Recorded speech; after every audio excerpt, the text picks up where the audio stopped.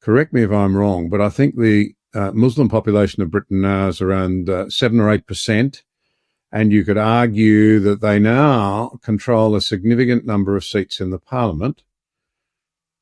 And with the likely doubling of their numbers over the next decade, they will control, presumably, even more seats. Now, so a democracy advocate might say that's a good thing, but the problem is if there's no shared heritage, if you're just a nation of tribes, if you don't have any commitment to the institutions of freedom, including democracy and the parliaments, how does that play out? Does it open the way for a really quite radical and permanent overturning of British society? Well, if you look at the forecasts by reliable research centres like Pew, the Pew Research Centre, they forecast that Britain will be somewhere between 18 and 20% Muslim by the year 2050. So 1 in 5 people in the population will be Muslim by 2050, which really isn't that long away, not long at all. Obviously, in other countries, Sweden, it's much more dramatic. It's 31, 32%. I think France and Belgium are also a little bit higher than the UK. So the debates that we are starting to have now, 5 politicians being elected at the national general election last year, specifically on pro-Gaza, anti-Israel platforms, not even talking about domestic issues in Britain, just talking about the Middle East issue. The debates that we're having about the compatibility of Islam with free speech and free expression. We still have a secondary school teacher in this country in hiding because he showed an image in a class that was considered to be insulting to Muslims. That kind of gradual bearing down on individual rights, women's rights, our common law tradition through Sharia courts, I think that that pressure will inevitably increase as these demographic trends play out.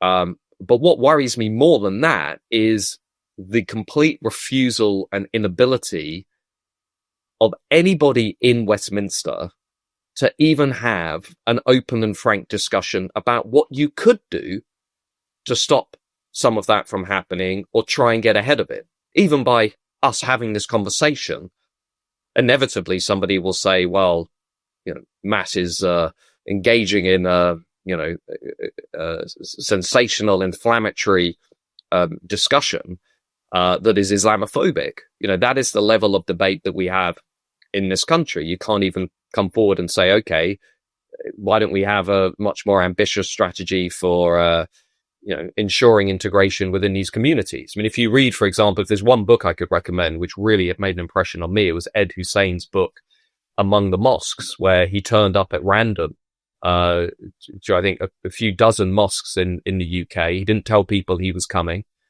and he finds very clear evidence of extremist ideology, pretty visible. He makes the point that if you're a young British Muslim, you can spend your entire day in many areas of the country, from waking up to going to school, to going to mosque, to hanging out in your neighborhood, never interacting at all with the non-Muslim British majority. And there are lots of neighborhoods like that in Birmingham, in Oldham, in Northwest England, parts of London.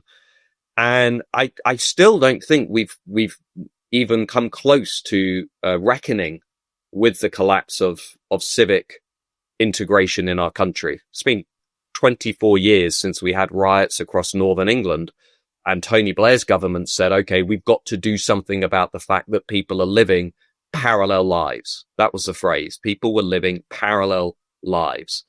And as I look around today in the political and public debate, in some respects, we've gone backwards. We've not even moved forwards in terms of coming up with a serious response to what we're seeing. And you're right, John, to point to the trends. I mean, I've done surveys myself. About 40% of British Muslims say they would like a Muslim-only political party in British politics. And we have actually an organization called Muslim Votes, which tries to organize 4 million votes at UK elections, specifically along religious lines. We have slates of candidates in cities in Birmingham, for example, so-called independent candidates, but they are organized increasingly along Muslim lines. And very few people are willing to talk about it. And very few people are willing to say, well, this is sectarianism, like what we had in Northern Ireland. But it's now rearing its head in mainstream British politics and is now represented in the House of Commons. But nobody's talking about it.